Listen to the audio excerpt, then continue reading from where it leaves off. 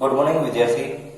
हमने अगले वीडियो में दो बहनें जो गद्य है उसकी समझ हमने कर ली है। आज हम दो बहनें जो कहानी है गद्य है हमारा दूसरा यूनिट उसका अभ्यास और स्वाध्याय की समझ आज हम करने वाले हैं। तो सबसे पहले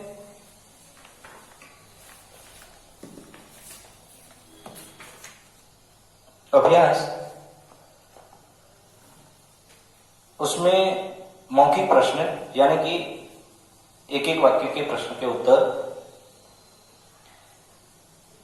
सबसे पहले पहला प्रश्न, दिया कहाँ जा रही थी? तो उसका उत्तर है दिया अपनी सहेली पिंकी के घर जा रही थी। दूसरा प्रश्न है, माँ दिया से प्राची को ले जाने के लिए क्यों कह रही थी? तो उसका उत्तर है क्योंकि प्राची घर पर अकेली बोर हो जाती थी इसलिए। तीसरा प्रश्न, पिंकी के घर में किस अवसर की पार्टी थी? हमने गद्य में देखा था पिंकी के घर में उसके छोटे भाई आयुष के जन्मदिन की पार्टी थी।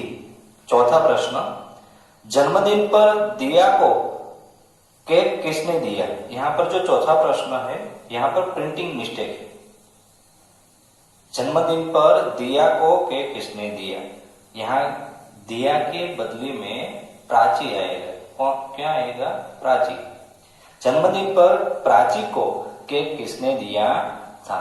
तो उसका उत्तर है जन्मदिन पर प्राची को केक पिंकी की मां ने दिया था। यहाँ पर हमारे जो मौखिक प्रश्न यानी कि वन वन सेंटेंस के प्रश्न के उत्तर है वो पूर्ण होते हैं।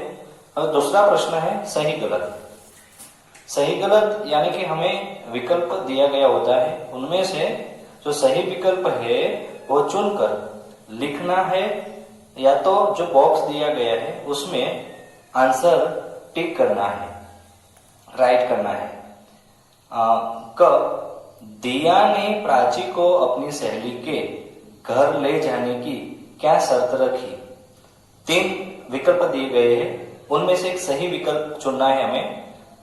पहला है वह किसी से बोलेंगी नहीं। दूसरा, वह पूछे जाने के बाद ही कुछ खाएंगी। तो हमने कहानी में देखा था दिया ने अपनी बहन को जो शर्त रखी थी साथ ले जाने के लिए, तो दोनों उत्तर है वो सही है। तो यहाँ पर तीसरा वाला जो ऑप्शन है 1 और 2 दोनों उत्तर सही है, इसलिए यहाँ पर बॉक्स में हम लिखेंगे राइट। ख, दिया किस बात की डींगे मार रही थी? पहला है डलहौजी जाने की, डलहौजी में 5 सितारा होटल में ठहरने की, एंड तीसरा है 5 सितारा होटल में पार्टी देने की। तो उसका उत्तर है दूसरा वाला, डलहौजी में 5 सितारा होटल में ठहरने की। अब तीसरा विकल्प, प्राची ने दिया को अपना मनपसंद हेयर बैंड क्यों पहनने दिया? तो पहला, वह दिया से बहुत प्यार करती थी। दूसरा, हेयर बैंड पहनकर दिया बहुत सुंदर लग रही थी। तीसरा, यदि वह मना करती तो दिया उसे अपने साथ नहीं ले जाती। तो तीसरा वाला ऑप्शन यहाँ पर सही है।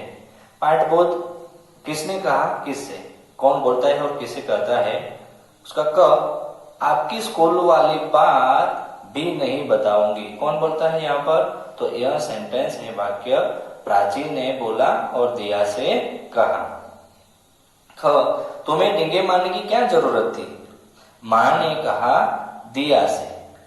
तीसरा, तो थोड़ा सब्र कर लेना, दिया ने प्राची से कहा। ग, देखो सब खा रहे हैं, तुमने कुछ भी नहीं किया, कुछ भी नहीं लिया, पिंकी की मां ने प्राची से। यहाँ पर दिए गए प्रश्नों के उत्तर लिखिए। ये सेकंड वाला है वो मैं आपको बाद में लिखवाऊंगा, या तो उसकी पीडीएफ फाइल मैं ग्रुप में सेंड कर दूंगा। तीसरा प्रश्न, आइए विचार करें। आप किसी पार्टी या दावत में जाते हैं तो क्या नीचे दी गई बातों का ध्यान रखते हैं? हाँ अथवा नहीं में उत्तर दीजिए। हम कई बार पार्टी में अपने मम्मी पापा के साथ जाते हैं या तो अकेले भी जाते हैं, तो कौन सी बातें हमें वहां पर सीखने को मिलती है, या तो हम वहां जाकर कौन सी बात ध्यान में रखते हैं, उसका उत्तर हमें हाँ या ना में लिखना है। तो पहला है क, क्या आप सभी बड़े लोगों को नमस्कार करते हैं? जो आप सभी बड़े बड़े लोगों को नमस्कार करते हैं, तो हाँ। क्या आप खाने की चीजों को ललचाई नजरों से देखते हैं? नहीं, तो उसका उत्तर है नहीं। क्या आप किसी के पूछे बिना खाने लगते हैं? नहीं, मैं पूछकर ही खाता हूँ। क्या आप अपनी प्लेट में पहले ढेर सारा खाना लेकर फिर खाना छोड़ देते हैं? नहीं, जो मुझे आवश्यक होता है, खाने की जरूरत होती है, उतना ही मैं खाना लेता हूँ। हॉर्स, पार्टी या दावत में ऐसा क्या करना चाहिए कि हमें अपनी मनपसंद चीजें खाने को भी मिल जाए और लोग हमें लालची भी नहीं कहें? ये हॉर्स आपको होमवर्क में लिखना है। आप क्या करेंगे पार्टी में जाते हैं तो? भाषा से जो हमारा ग्रामर है, व्याकरण है, वही दो बहने का है। जो कहानी है उसमें पहला, नीचे दिए गए शब्दों के लिए समान अर्थ वाले शब्द लिखिए। समान अर्थ वाले यानी कि पर्यायवाची शब्द, समानार्थी शब्द, सेम वर्ड शब्द। सेम वर्ड जो हम कहते हैं वैसे। मेहमान तो उसका समानार्थी है, समान अर्थ वाला शब्द है, उत्तर है अतिथि। जीत तो विजय। हिम्मत तो साहस। गुस्सा तो क्रोध। परेशानी तो मुश्किल। आदेश तो हुक्म। नीचे दिए गए शब्दों के विलोम शब्द लिखिए। विलोम यानी विरुद्धार्थी शब्द लिखिए। उसे हम विलोम शब्द भी कहते हैं हिंदी में, और विरुद्धार्थी शब्द भी कहते हैं। तो जीत का विलोम शब्द क्या होगा? हार। अंदर का बाहर। मुश्किल का आसान। खुशी का उदासी। सुंदर का असुंदर या तो बदसूरत। भरा यानी कि खाली। नीचे दिए गए मुहावरों का वाक्य में प्रयोग कीजिए। डींगे मारना, तो उसका वाक्य प्रयोग है, रिमा हमेशा अपनी सहेलियों से डींगे मारती रहती है। चुगली करना, मेरे मित्र ने पिताजी से मेरी चुगली की।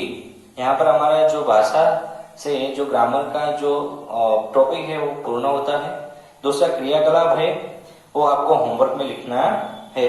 होली, दिवाली, ईद, क्रिसमस, गुरु पर्व के अवसर पर आपकी माँ कौन कौन से व्यंजन बनाती है, कक्षा में अपने साथियों को बताइए। व्यंजन यानी कि खाने की चीजें जो हमारे त्योहारों में बनती है, मम्मी हमारे घर में बनाती है। मेरी कलम से वो भी आपको होमवर्क में लिखना है। किसी पार्टी या दावत में जाने के लिए क्या क्या तैयारी की जाती है, 5-6 वाक्य में लिखिए। आप पार्टी में जाते हैं तो सबसे पहले क्या करते हैं, वो आपको अच्छी तरह से पता ही होता है कि आप क्या करते हैं, तो आपको अपनी बात यहाँ पर लिखनी है। फिर कुछ न करने के लिए, इस वर्ष आप अपना जन्मदिन बहुत धूमधाम से मनाना चाहते हैं। आप अपने जिन मित्रों को पार्टी में बुलाना चाहते हैं उनकी एक सूची बनाइए।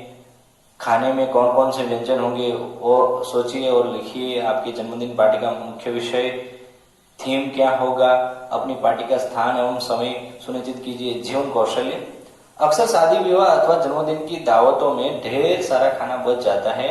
बचे हुए खाने का उपयोग कैसे किया जा सकता है? सही कथन पर ठीक का निशान लगाना है।